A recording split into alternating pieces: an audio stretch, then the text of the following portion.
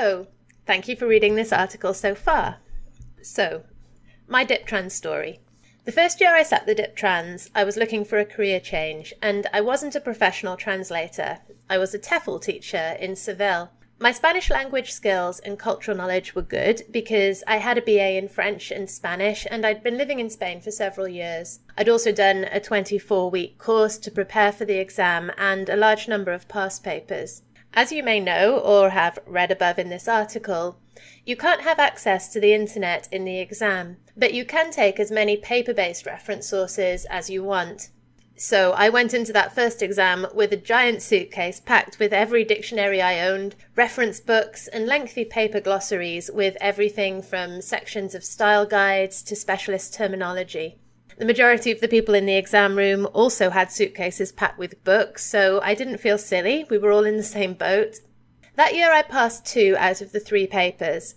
I now know that that's something to be quite proud of, because most people fail the first time, but it was the first time in my life that I'd failed a written exam like that, and so I was a little put out. I went in the year after to resit, and that year things didn't go very well, and I failed again. Can you believe it? After that, I started the MA in Translation Studies and was setting myself up as a freelance translator, so I got tied up with that for a few years. But because you have to pass all of the papers within a 5-year period, in year 5, while I still had the opportunity, I decided that I'd go in for a final showdown and face that outstanding paper once again.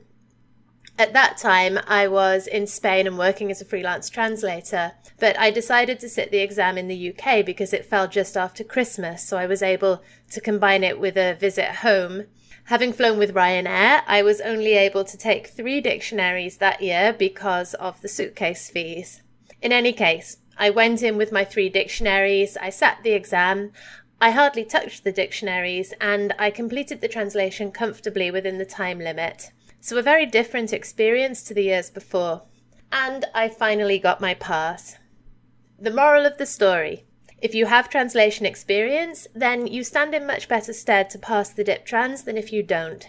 So I'd recommend assessing your amount of practical experience when weighing up whether you're ready to sit it or not.